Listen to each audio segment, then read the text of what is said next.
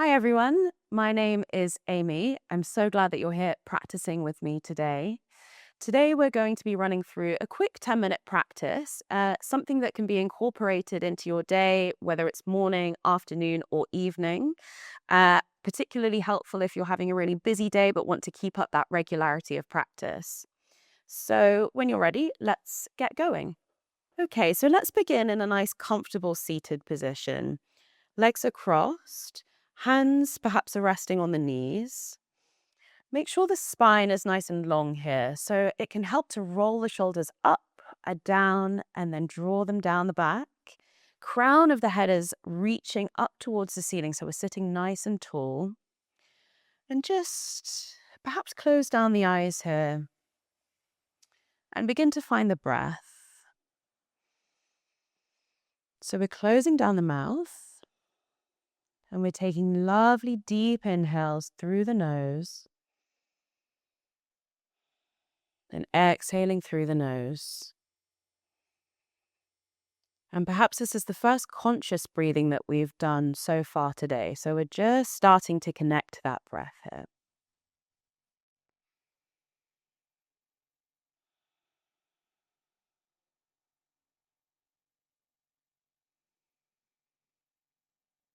Lovely.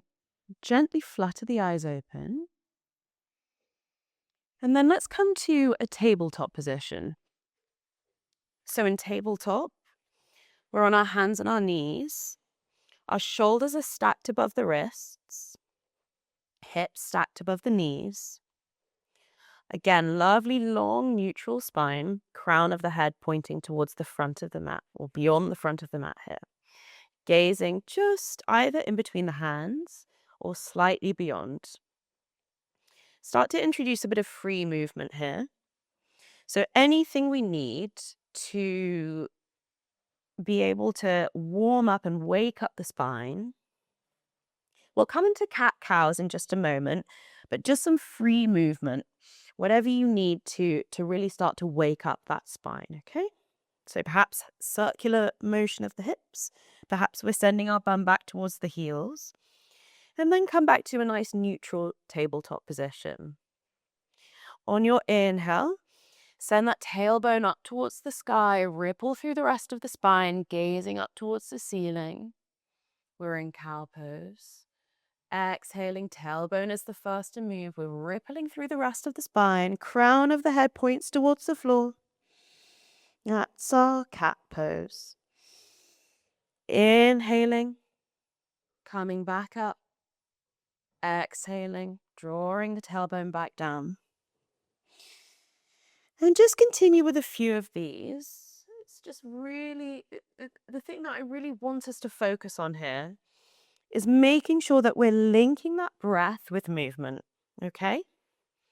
So our inhales are taking us up to cow, and our exhales are taking us back down to cat pose, Vinyasa. Now tuck the toes here, send the bum back towards the heels. Your exhale brings you up to your first downward facing dog of this practice, okay? So we're taking it gently here in the muscles. So have as generous a bend in the knees as you need to really send that tailbone shooting up towards the sky. We're wrapping the arms out. We're spreading the fingertips wide. And we're grounding down into the mat. And we're just taking it as gently as we need to here for quite a deep stretch in the hamstrings and the calves. So we're less concerned with those heels driving down into the mat. Although if that's where we are comfortably in our practice, and that's lovely. If we need to bend the knees, though, to send that tailbone right up to the sky, then that's what we do here. And we remember the breath. Now our next inhale sends the right leg up to the sky behind us. And our exhale takes the leg through, and we step that right foot towards the inside of the right hand here. Our inhale rises the fingertips up to the ceiling. We're in a crescent lunge. So either we're keeping that left leg off of the floor, left knee off of the ground, or we're lowering the left knee down towards the ground into a low lunge and untucking the toes here. Either way, we're keeping our hips lovely and square towards the front of the mat here, okay? Remember again to breathe. Lovely. Now we plant the hands either side of that front foot. Retuck the back toes if they weren't already. Send that right foot back to plank. We're in high plank position. High plank, we're spreading those fingertips wide here. We're pushing the mat away from us so that we're protracting those shoulder blades.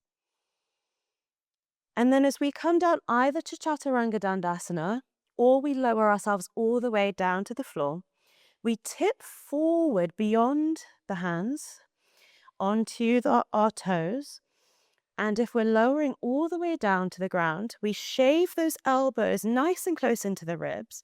And slowly and with as much control as possible, we release our bodies down to the ground. I'll just come back up to high plank to demonstrate Chaturanga Dandasana. If we're coming down to Chaturanga Dandasana and holding our elbows at that 90-degree angle, again, we're tipping forward, keeping that lovely long spine. We're coming down so that our elbows are at a 90-degree angle. And then we're inhaling and coming to upward facing dog. If we were all the way down at the mat, then we're inhaling, we're coming up to cobra. We're pulling the heels of the hands back towards the back of the mat and pulling our chest forward here.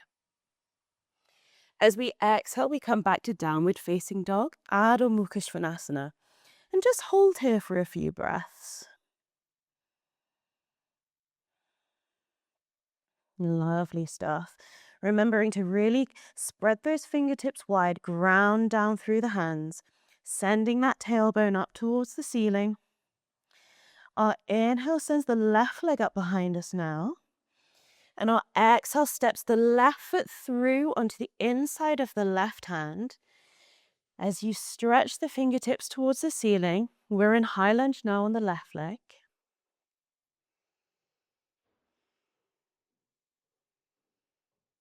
Lovely. Now ground the hands down. And we step that left foot back. We're in high plank.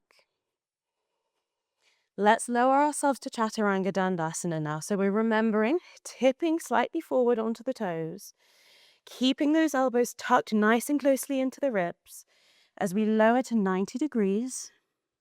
And our inhale pulls us through to our upward facing dog. Upward facing dog, backs of the or front of the feet are pushing down into the mat here. Note that my knees are not resting on the mat. We want our kneecaps nice and engaged, thighs nice and engaged off of the mat, elbows rolling upwards and backwards and down, chest shining forward, Urdhva Mukha Svanasana, upward facing dog. Exhale, come back to your downward facing dog. Hold here for a few breaths. Lovely stuff. So let's transition now to a standing pose. Our inhale sends the right leg up behind us, and our exhale steps the right foot onto the inside of the right hand. Swivel that back heel down so that it's at a 45-degree angle, and windmill your arms up to find your warrior two. Lovely stuff. So we're sitting as deep as we can into this front thigh. It's a grounding, strength-building pose, warrior two. So you'll really start to feel that front thigh engage and switch on. Crucially, we're remembering to also engage the back leg. So we're grounding down into the back edge of this back foot, in my case, the left foot. Grounding down into the outer edge of the back foot, rooting and sitting deep into that front thigh. Our torso is in a slight twist here. So we're twisting. In my case, I'm twisting towards you. Our fingertips are stretching away from each other. So our arms are lovely and engaged, nice and strong. We're keeping that back arm in at the same height as the front arm, if we can, even though we can't see it, and our gaze is forward beyond the middle finger of the front hand. On your exhale, windmill the hands down to frame that front foot and step your right leg back to plank. Take your Chaturanga Dandasana or lower yourself all the way to the mat. Pull through to your back bend. And your exhale finds your next downward facing dog. Now we'll take the same on the left side.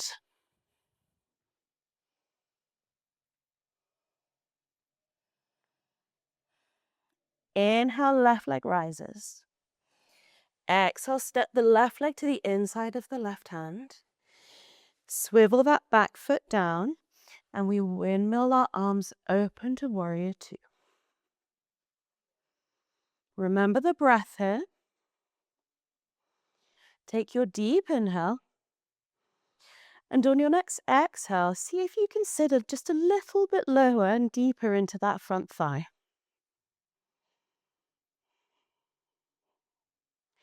Well done. Windmill the hands down to frame that front foot. Step back to plank. Chaturanga Dandasana. Inhale, upward facing dog. Exhale, downward facing dog. Well done. Bring the knees to the mat now. And take a quick child's pose. In child's pose, let's have the knees wide, toes touching behind us, fingertips walking ourselves forward, and forehead finding the mat. Lovely. So inhale to rise, walk yourself back up. We'll take our Shavasana. We always end our Vinyasa practice in Shavasana. So come to lie on your back, feet slightly wider than hip width apart, arms down by your side, palms facing up, close down the eyes, close down the mouth, and just re-find your breath after a short but sweet practice today. Deep inhales and exhales through the nose. Well done. Now, depending on what you have available to you today, you stay in your Shavasana for as long as you can, as long as you feel is needed. It's been a pleasure to practice with you today, and I look forward to seeing you on the mat soon.